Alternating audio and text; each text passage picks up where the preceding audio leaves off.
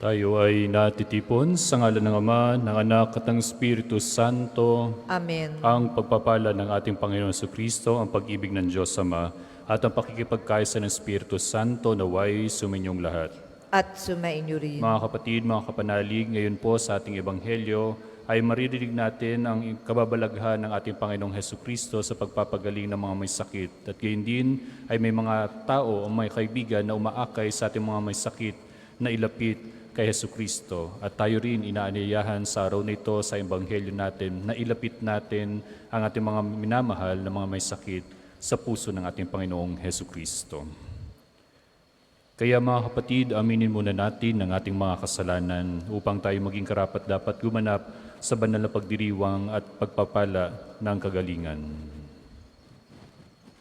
Tayong lahat, inaamin ko Sa makapangyarihang Diyos at sa inyo, mga kapatid, na lubha akong nagkasala sa isip, sa salita at sa gawa, at sa aking pagkukulang.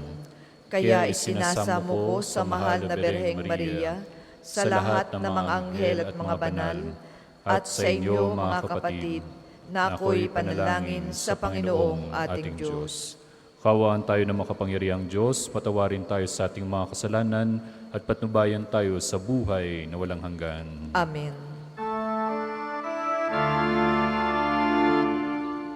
Panginoon,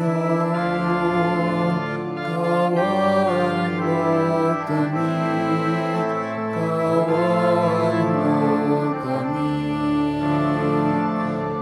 Panginoon, kawan mo kami, kawan mo kami.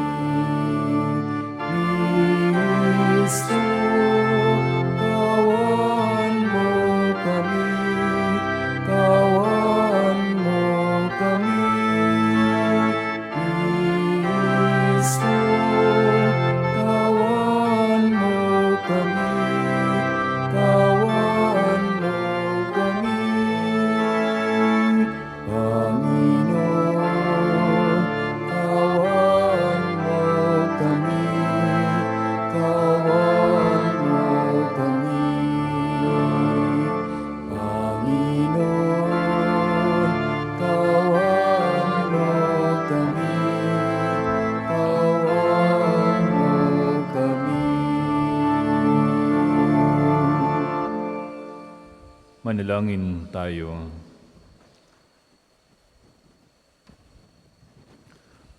Ama naming makapangyarihan, kaming iyong mga kinupkop ay niloob mong maging mga anak sa liwanag mong kaloob. Huwag mong ipahintulot na sa katiwalian kami ay masangkot.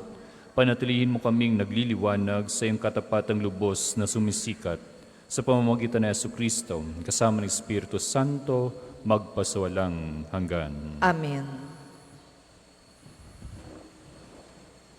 Ang salita ng Diyos mula sa aklat ni Propeta Amos. Noong mga araw na iyon, si Amasiyas, ang saserdote sa Betel, ay nagsumbong kay Haring Jeroboam ng Israel. May binabalak laban sa inyo ang propetang si Amos, aniya. Dahil sa kasasalita niya ay nagugulo ang bayan, sinasabi niyang kayo mamamatay sa digmaan at dadalhing bihag sa ibang lupain ang mga taga-Israel. Pagkatapos, hinarap ni Amasiyas si Amos. Bulaan kang propeta, magbalik ka na sa Huda, doon ka maghanap buhay sa pamamagitan ng iyong panghuhula. Huwag ka na manghuhula rito sa Betel. Narito ang pambansang templo at dito sumasamba ang hari. Sumagot si Amos, hindi ako propeta, hindi ko ito hanap buhay. Ako'y pastol at nag-aalaga rin ng mga punong igos. Ngunit inaalis ako ng Panginoon sa gawaing iyon at inutusang magsalita para sa Kanya sa mga taga-Israel. Kaya pakinggan mo ang sinasabi ng Panginoon. Pinatitigil mo akong manghuhula laban sa Israel at mga inapo ni Isaac, dahil diyan ang Masiyas. Ito naman ang ipinasasabi sa iyo ng Panginoon. Ang asawa mo'y magiging isang masamang babae sa lungsod at masasawi sa larangan ng digmaan ang mga anak mo. Paghahati-hatian ng iba ang iyong lupain at ikaw ay mamamatay sa isang bayang di kumikilala sa Panginoon. Ang mga taga-Israel ay dadalhing bihag sa ibang lupain. Ang salita ng Diyos. Salamat sa Diyos. Ang tugon po sa salmo, matuwid ang kahatulan ng Panginoon ng tanan. Matuwid ang kahatulan ng Panginoon ng tanan. Ang batas ng Panginoon ay batas na walang kulang. Ito'y utos na ang dulot sa tao ay bagong buhay. Yaong kanyang mga batas ay mapagtitiwalaan, nagbibigay ng talino sa lahat ng kaisipan. Matuwid ang kahatulan ng Panginoon ng tanan. Ang tuntuning ibinigay ng poon ay wastong utos. Liligaya ang sinuman kapag ito ay sinunod. Ito'y wagas at matuwid pagkat mula ito sa Diyos. Pangunawa ng isipan, iyong bungang idudulot. Matuwid ang kahatulan ng Panginoon ng tanan. Yaong paggalang sa poon ay marapat at mabuti. Isang banal na tungkulin na iiral na parati. Pati mga hatol ay matuwid na kahatulan. Kapag siya ang humatol, ang pasya ay pantay-pantay. Matuwid ang kahatulan ng Panginoon ng tanan. Ito'y higit pa sa ginto, maraming nagnanais. Higit pa sa gintong lantay na ang hangad ay makamit. Matamis pa kaysa sa pulot na sakdal tamis. Kahit anong pulot ito, nadalisay at malinis. Matuwid ang kahatulan ng Panginoon ng tanan. Magsitayo po ang lahat.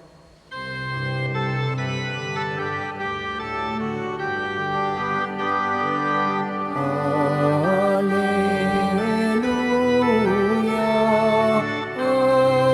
alleluia,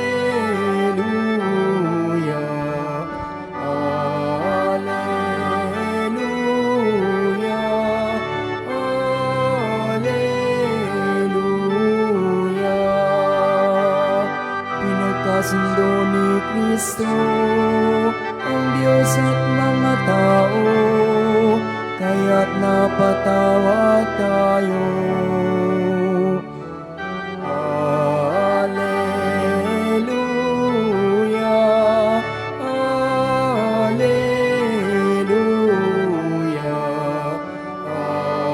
alleluia,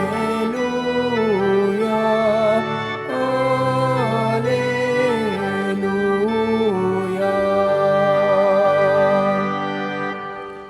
Sumainyo ang Panginoon. At sumainyo rin. Ang pagpapahayag ng mabuting balita ng Panginoon ayon kay San Mateo. Papuri sa iyo, Panginoon. Noong panong iyon, sumakay si Jesus sa bangka, tumawid sa kabilang ibayo at tumuloy sa sariling bayan. Pagdating niya roon, dinala sa kanya ng ilang katao ang isang paralitikong nakaratay sa kanyang higaan. Nang makita ni Jesus kung gaano kalaki ang kanilang pananalig, sinabi niya sa paralitiko, "Anak, lakasan mo ang iyong loob. Pinatatawad ka na sa iyong mga kasalanan." Isinaloob ng ilang iskribang naroon, nilalapastangan ng taong ito ang Diyos. Ngunit batid ni Jesus ang kanilang iniisip, kaya't sinabi niya, "Bakit kayo nag-iisip ng ganyan? Alin ba ang mas madali? Ang sabihing ipinapatawad na ang mga kasalanan mo o sabihing tumindig ka at lumakad? Patutunayan ko sa inyo na dito sa lupa, ang anak ng tao'y may kapangyarihang magpatawad ng mga kasalanan." At sinabi niya sa paralitiko, "Tumindig ka, dalhin mo ang iyong higaan at umuwi ka." Tumindig nga ang lalaki at umuwi. Nang makita ito ng mga tao, sila'y natakot at nagpuri sa Diyos na nagbigay ng ganitong kapangyarihan sa mga tao. Mga kapatid, mga kapanalig, ang mabuting balita ng Panginoon. Pinupuri ka namin, Panginoong Heso Kristo. Ang sabi nga daw nila ngayon, di ba, sa mga Facebook memes, pag-inggit, pikit.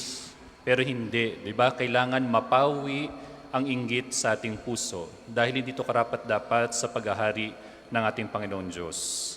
Sa ngayon ay ating napakinggan sa ating ebanghelyo ngayon ang dalawang mukha ng pagtanggap at gayon din ang pag-inggit din sa ating Panginoong Hesu Kristo. Yung una ay doon yung mga sumusunod kay Jesus, na kung saan ay dinala ang paralitiko doon kay Jesus. Gayon din dapat tayo magkaroon ng pag-uugali na kapag tayo ay mayroong mga kamag-anak at gayon din mas lalo ng mga kakilala na may mga sakit, no? At gayon din kung malubha man din to, mas lalo na bisitahin natin sila, mas lalong-lalo na, at gayon din tulungan natin silang mapalapit palalo kay Jesus. Kasi kadalasan kapag tayo ay may sakit, di ba? Ay tayo ay nilalayuan. Kapag tayo ay may sakit, ay pinanghihinaan tayo at isinisisi pa nga sa atin sa Diyos kung bakit tayo nagkasakit. We should be also thankful for that because naaalala natin ang Diyos. Naaalala din tayo ng Diyos dahil diyan sa binigay sa ating pagpapala ng sakit. Because this is a testing of our hearts, ng ating puso, na tayo ay mapasa Kanyang muli. No? So yan.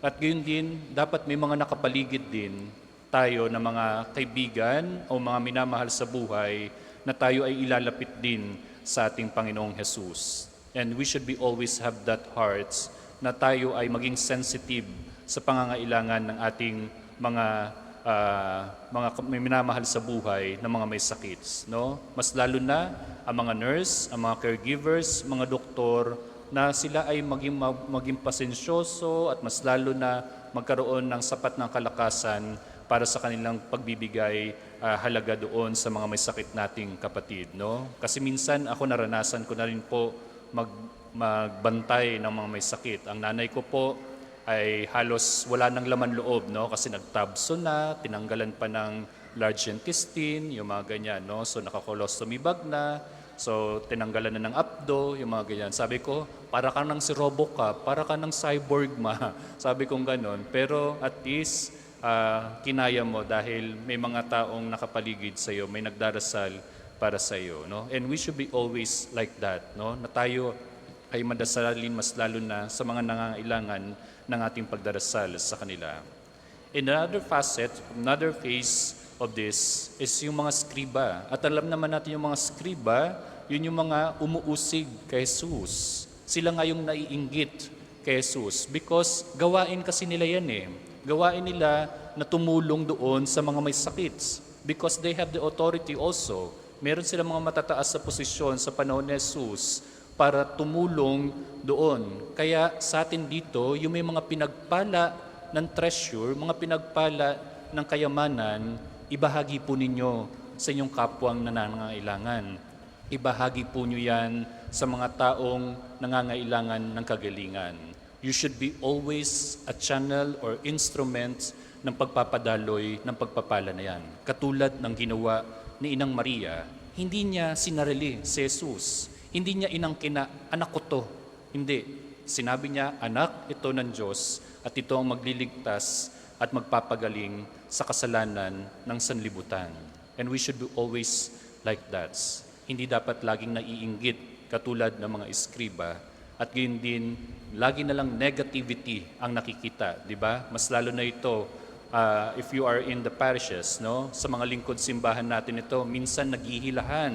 Pag nagpapalitan na, pag nagre-reshuffle na po ng mga pariyan, kadalasan ay kanya-kanyang laglagan yan. We have this crab mentality, na ba hinihila yung mga nandoon sa taas because they wanted to go on that particular top, doon palagi sa taas. Bakit lagi bang pinag-aawayan ng second floor? Bakit bang pinag-aawayan palagi ang third floor? No? Ayaw doon sa first floor, no? Yung mga ganyan.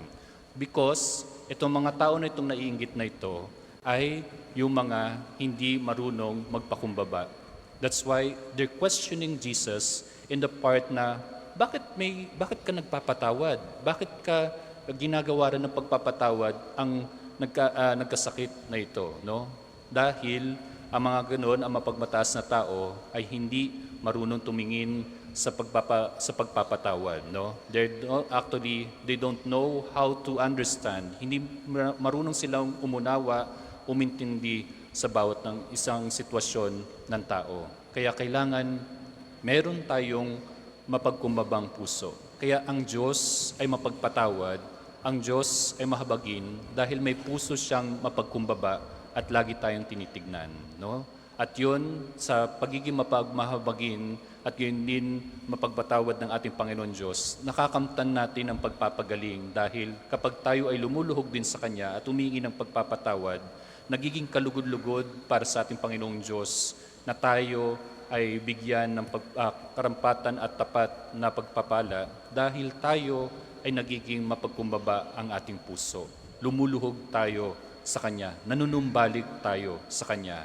Kaya dito sa ating ebanghelyo ngayon ay hinahamon tayo na maging katulad ng mga kaibigan ng may sakit na ito, na sila ay mapagkumbaba, dalisay ang kanilang puso at ilalapit palagi doon sa ating presensya ng ating Panginoon Diyos. Ilalapit natin doon sa puso ng ating Panginoong Diyos. Lagi nating sasalubungin ang ating Panginoong Hesukristo sa tuwing siya ay dumadaong mula sa kanyang bangka at bumababa, at gayon din ay tayo ay nananabik sa kanyang pagmamahal, sa kanyang pag-ibig na wagas para sa atin, upang tayo ay palaging magaling, upang tayo ay lagi natin makamtan ang kagalingan ng ating puso, ng ating isip, mas lalo na ang ating diwa, para tayo ay karapat-dapat pumasok sa kaharian ng ating Panginoong may kapal.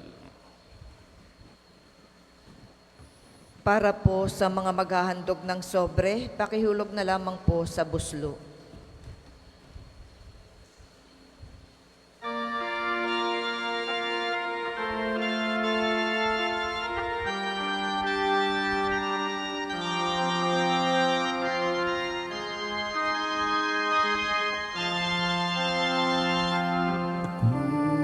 Kunin at tanggapin ang alay na ito, mga biyayang nagmula sa pagpapala mo. Tanda ng bawat puso pagkat inibig mo. Ngayon'y nananalig, nagmamahal sa'yo.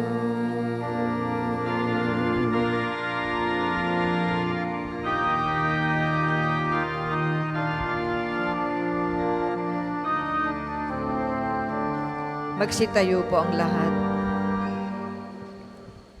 Manalangin kayo mga kapatid upang paghahain natin ay kalugdan ng Diyos amang makapangyarihan. Tanggapin nawa ng Panginoon itong paghahain sa iyong mga kamay, sa kapurihan niya at karangalan, sa ating kapakinabangan at sa buong sambayanan niyang banal. Ama naming lumikha, kami iyong pinapagindapat gumanap sa pagdiriwang ng paghahain ng iyong pagliligtas. Ipagkaloob mo ang aming paglilingkod sa iyo ay gawing kalugod-lugod ng mga alay na ito. Sa pamamagitan ni Jesucristo, kasama ng Espiritu Santo, magpasawalang hanggan. Amen. Sumainyo ang Panginoon. At sumainyo rin. Itaas sa Diyos ang inyong puso at diwa. Tinaas na namin sa Panginoon. Pasalamatan natin ang Panginoong ating Diyos. Marapat na siya ay pasalamatan. Ama naming makapangyarihan, tunay ngang marapat na ikaw ay aming pasalamatan sa pamamagitan ni Jesucristo na aming Panginoon. Lubhang nabagbag ang kanyang loob sa pagkakamali ng tao sa sansinukob, kaya't minabuti niyang siya'y ipanganak ng birhen bukod mong pinagpala sa babaeng lahat. Sa labi ng imbing kamatayan, kami ay inagaw ng namatay mong anak. Sa pagkabuhay niya, kaming kanyang binuhay upang kaugnay namin sa iyo'y huwag magwakas. Kaya kaysa na mga anghel na nagsisiawit ng papuri sa iyo nang walang humpay sa kalangitan, kami nabubunyi sa iyong kadakilaan.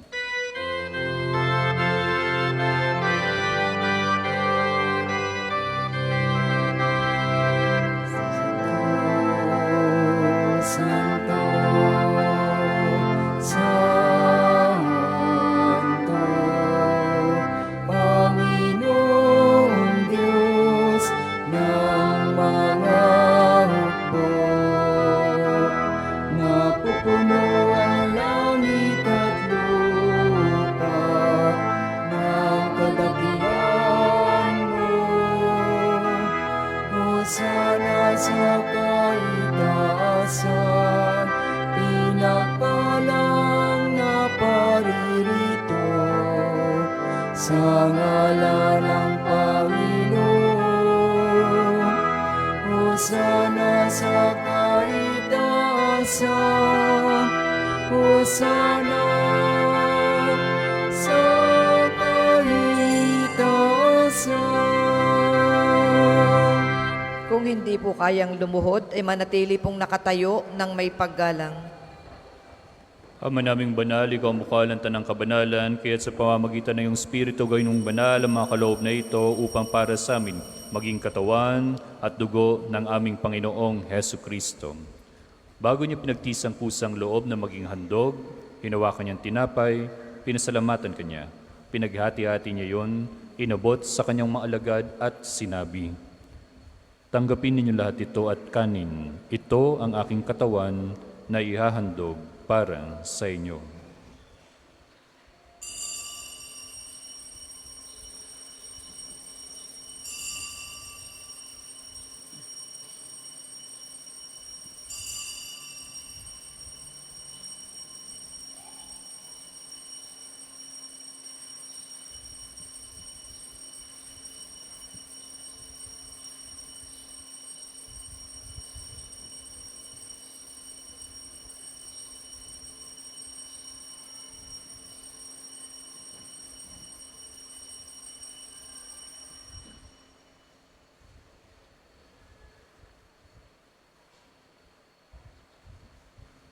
Gayun din nung matapos ang hapunan, hinawakan niya ang kalis, muli kanyang pinasalamatan. Inabot niya ang kalis sa kanyang mga lagad at sinabi, "Tanggapin ninyo lahat ito at inumin. Ito ang kalis ng aking dugo, ng bago at walang hanggang tipan. Ang aking dugo na ibubuhos para sa inyo at para sa lahat sa ikapagpapatawad ng mga kasalanan. Gawin ninyo ito sa pag-alaala sa akin."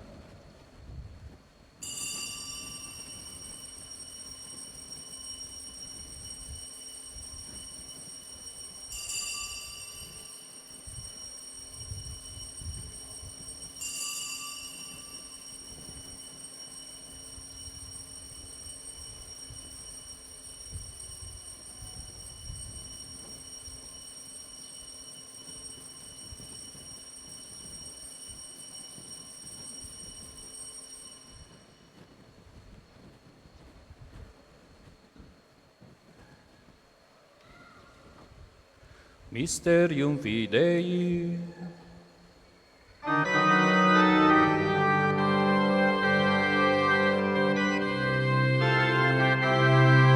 Si Kristo ay namatay, si Kristo ay nabuhay, si Kristo ay babalik sa wakas ng panahon. Ama, ginagawa namin ngayon ang pag-alala sa pagkamatay at muling pagkabuhay ng iyong anak. Kaya tinaalay namin sa iyo ang tinapay na nagbibigay buhay at ang kalis na nagkakalob ng kaligtasan. Kami nagpapasalamat dahil kami iyong minarapat na tumayo sa harap mo para maglingkod sa iyo. Isinasamo namin kami magsalo-salo sa katawan at dugo ni Kristo ay mabuklod sa pagkakaisa sa pamamagitan ng Espiritu Santo. Ama, lingapin mo yung simbahang laganap sa buong daigdig. Puspusin mo kami sa pag-ibig kaysa ni Francisco naming Santo Papa, ni Gilbert naming Obispo at ng Tanang Kaparian, mga reliyoso at reliyosa at ang aming lingkod simbahan. Alalahanin mo rin ang mga kapatid naming nahimlay na may pag-asang sila'y muling mabubuhay. Gayon din lahat ng mga pumanaw. Kaawaan mo sila at patuloyin sa iyong kalinawagan. Kaawaan mo at panggidapatin kaming lahat na makasalo sa iyong buhay na walang wakas. Kaysa ng mahal na Birheng Maria, na ng Diyos, ang bulaklak at reyna ng Carmelo.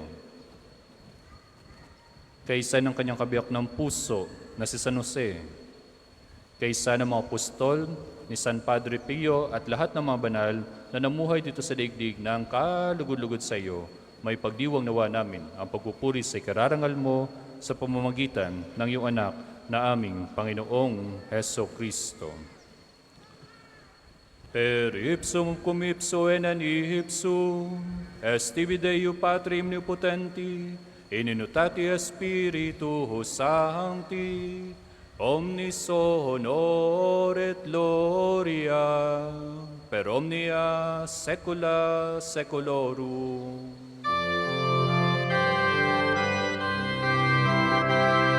Amen, amen, amen.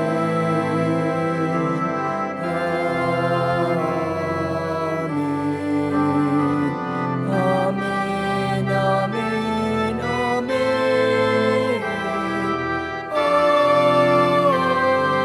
Amen.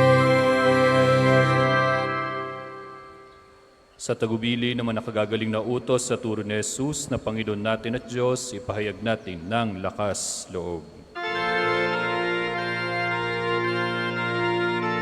Ama namin, sumasalangit ka, sambahin ang ngalan mo, mapasa amin ang kaharian mo, sundin ang loob mo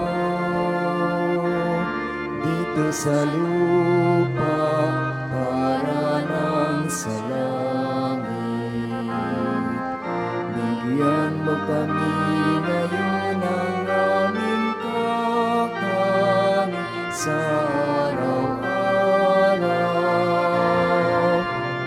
At patawarin mo kami sa aming mga sala para ng pagpapatawad namin sa nakakasala sa amin. At huwag mo kaming ipahintulot sa tukso at iadya mo kami sa lahat ng masama. Hiniling namin kami adya sa lahat ng masama, pagkalooban ng kapayapaan araw-araw, iligtas sa kasalanan at ilayo sa lahat ng kapahamakan, samantalang aming pinananabikan ang dakilang araw ng pagpapahayag ng tagapagtas naming si Jesu Kristo. Sapagkat iyo ang kaharian at ang kapangyarihan at ang kapurihan magpakailanman. Amen. Panginoong Yesu Kristo, sinabi mo sa iyong mga apostol, kapayapaan ang iniiwan ko sa inyo, ang aking kapayapaan ang binibigay ko sa inyo. Tunghayan mo ang aming pananampalataya at huwag ang aming paulit-ulit na pagkakasala. Pagkalooban mo kami ng kapayapaan at pagkakaisa, ayon sa iyong kalooban, kasama ng Espiritu Santo, magpasawalang hanggan. Amen. Ang kapayapaan ng Panginoon ay laging sumainyo. At sumainyo rin. Nang may kababaang loob, magbigayan tayo ng tanda ng pagmamalasakit, paglingap at kapayapaan sa bawat isa. Peace be with you.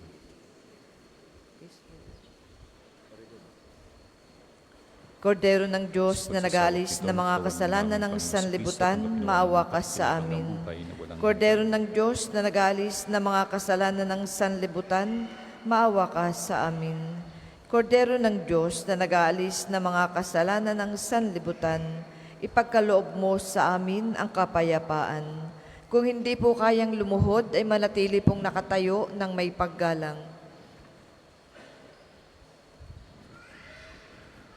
Mga kapatid, mga kapanalig, ito ang mapagpatawad at mapagpagaling na puso ni Jesus. Ito ang kordero ng Diyos. Ito ang nag-aalis ng mga kasalanan ng sanlibutan, mapalad ang mga nayahan sa kanyang banal na piging. Panginoon, hindi ako karapat-dapat na magpatuloy sa iyo, ngunit sa isang salita mo lamang ay gagaling na ako. Ipagsanggalang nawa tayo ng katawan at dugo ni Kristo para sa buhay na walang hanggan. Amen.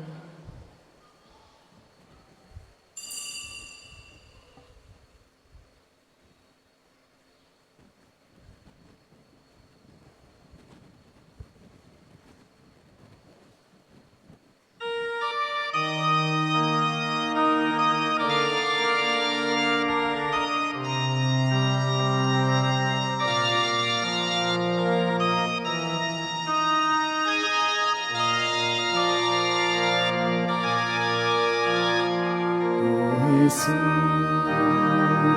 ilumin mo aking sugatan puso, nang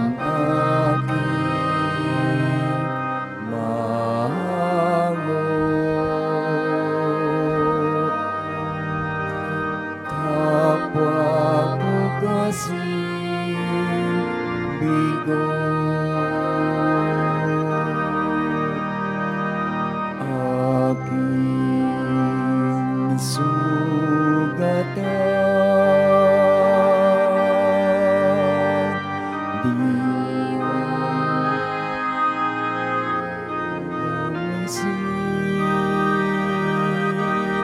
at hagkat ang sakit,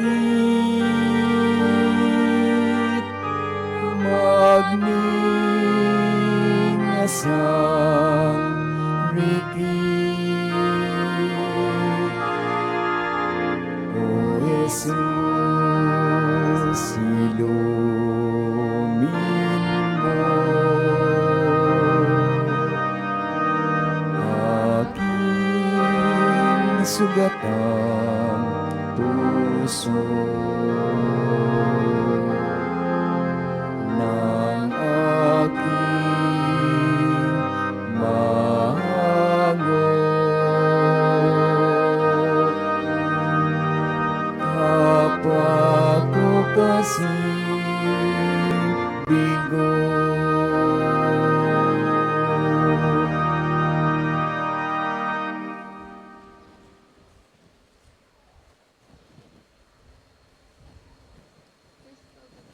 Ang second collection po ay para sa patuloy na pagpapaunlad ng parokya at pambansang dambana ni Santo Padre Pio at para sa mga pangangailangan ng matatanda at may sakit na mga pari ng Archdiocese ng Lipa. Salamat po sa inyong handog.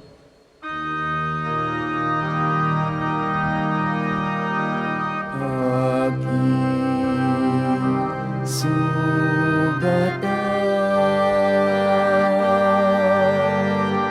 diwat katawan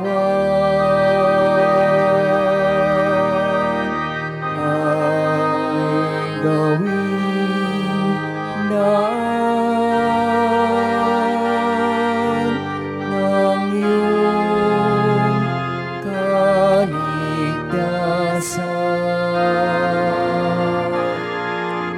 O Jesus, silumin mo aking sugatang puso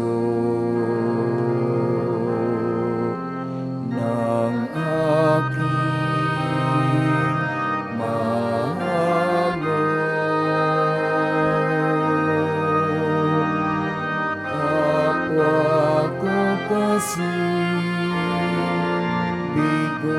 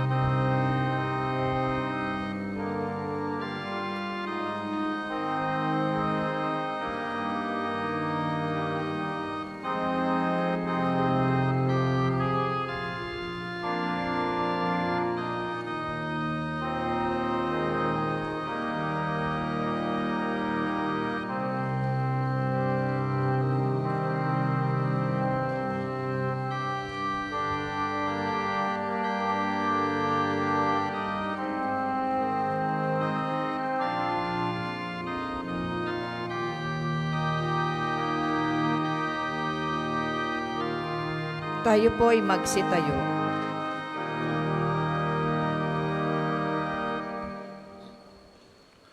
Manalangin tayo.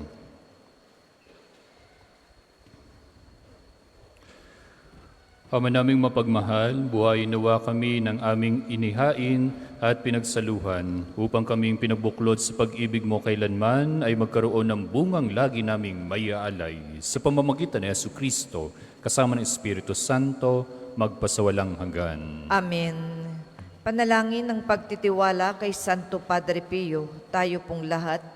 Padre Pio, taga Pietrelcina, mongheng banal, pintakasing santo ng milenyong kasalukuyan, gabay namin sa pagtahak sa landasing makalangit. takbuhan sa pangangailangan, huwaran ng pagtitiis. Sa iyo namin nilalapit aming mga kagipitan. Sa iyo po ibinibilin kalusugan at kabuhayan. Di man karapat-dapat kami po ay pagbigyan, bendisyonan at basbasan maging ganap sa buhay. Lumayo nawa kami, umiwas sa kasalanan, lumapit lagi sa Diyos, maging matatag at matibay. Sa mabuting balita ng pagliligtas, turuan mo kami nawa. Sa tuwina ay makinig, magnilay at sumampalataya. Amin pong pakiusap itong mga kahilingan. Puso ay nagsisisi, nagtitikang taimtiman. Di na muling magkasala, sunod lagi sa Diyos Amang, kaisa ng Espiritu at ni Jesus na tagapamagitan. Amen. Ang lahat po ay magsiupo para po sa mga patalastas. Una, sa inyong pagdalaw sa pambansang dambana, mangyaring pakaingatan ng inyong mga personal na gamit. Hangad namin ang isang matiwasay at maayos na pagbisita sa National Shrine. Ikalawa, sa paligid po ng simbahan ay may makikita kayong QR code. Paki-scan po at pakilagay ng hinihinging detalye na tulong sa pagsasaayos ng mga datos ng mga pilgrims and devotees na bumibisita dito. Asahan po ninyong sa pamamagitan ng batas ng Data Privacy Act of 2012 ay iingatan namin ang inyong mga private information. Ang inyong suporta ay malaking tulong sa pagtatagumpay ng proyektong ito. Ikatlo, ay magkakaroon ng kumpilang pamparokya dito sa pambansang dambana para po sa may mga edad na 12 pataas na nagnanais magpakumpil, kayo po'y magpalista na sa opisina ng parokya hanggang 9 ng Agosto lamang. Ikalima, ngayong Sabado, 6 ng Hulyo, ay unang Sabado ng buwan. Mayroon po tayong prosesyon sa karangalan ng Mahal na Birhen sa ganap na 5 ng umaga na sisimulan natin sa may harap ng Fountain of Hope. Ang mga sasama ay inaanyayahang magdala ng kandila. Ang susunod pong banal na misa ay sa ganap na 2 ng hapon. Maraming salamat po at mangyaring panatilihin natin ang kalinisan, katahimikan at diwa ng pananalangin sa loob at labas ng ating mga simbahan. Magsitayo na po ang lahat para sa pagbabasbas ng religious articles. Mga kapatid, mga kapanalig, manalangin tayo sa Diyos sa makapangyarihan upang tayo ay maging kawangis ni Kristo sa taimtim na pagdalangin sa tulong ng mga larawan at mga dasalan. Pakitaas po ang inyong mga nobinaryo, rosaryo o ang imahe na dala ninyo. Manalangin tayo. O Panginoong Diyos, Ikaw ang bukal ng lahat ng pagpapala at biyaya. Ibuhos mo ang iyong bendisyon sa mga gamit na ito ng pananalangin, mga rosaryo, imahen, dasalan na nagpapaalala ng iyong kabutihan, kabanalan at pagmamahal sa amin, upang ang lahat na dumulog at magdasal gamit ang mga ito ay magtamo ng iyong awa at biyaya. Luwin mong tularan nila ang kabanalan at aral ng Panginoon at ng mga santo magpasawalang hanggan. Amen. Ama namin, sumasalangit ka, sambahin ng ngalan mo, mapasa amin ang kaharian mo, sundin ang loob mo dito sa lupa para ng sa langit. Bigyan mo kami ngayon ng aming kakanin sa araw-araw, at patawarin mo kami sa aming mga sala, para ng pagpapatawad namin sa nagkakasala sa amin. At huwag mo kaming ipahintulot sa tukso, at iadya mo kami sa lahat ng masama. Amen. Aba, Ginoong Maria, napupuno ka ng grasya. Ang Panginoong Diyos ay sumasa iyo. Bukod kang pinagpala sa babaing lahat, at pinagpala naman ng iyong anak na si Jesus. Santa Maria, Ina ng Diyos, panalangin mo kaming makasalanan, ngayon at kung kami mamamatay. Amen. Luwalhati sa Ama, sa Anak, at sa Espiritu Santo, kapara nung una, ngayon, at magpasawalang hanggan. Amen. Aba, Ginoong Maria, napupuno ka ng grasya. Ang Panginoong Diyos ay sumasa iyo. Bukod kang pinagpala sa babaeng lahat, at pinagpala naman ng iyong anak na si Jesus. Santa Maria, Ina ng Diyos, panalangin mo kaming makasalanan, ngayon at kung kami mamamatay. Amen. Luwalhati sa Ama, sa Anak at sa Espiritu Santo, kapara nung una ngayon at magpasawalang hanggan. Amen. Luwalhati sa Ama, sa Anak at sa Espiritu Santo, kapara nung una ngayon at magpasawalang hanggan. Amen.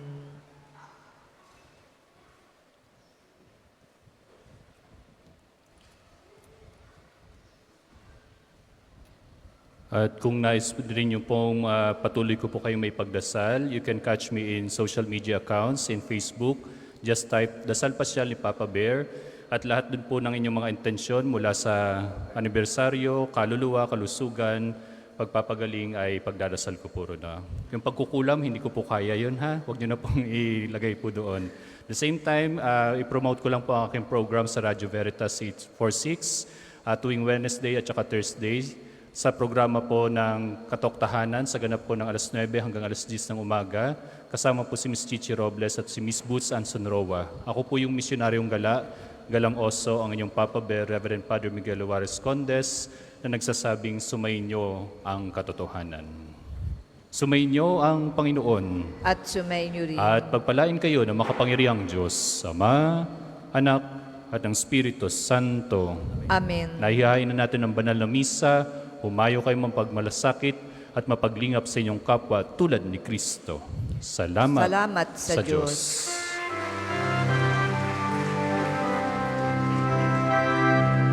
Ngayon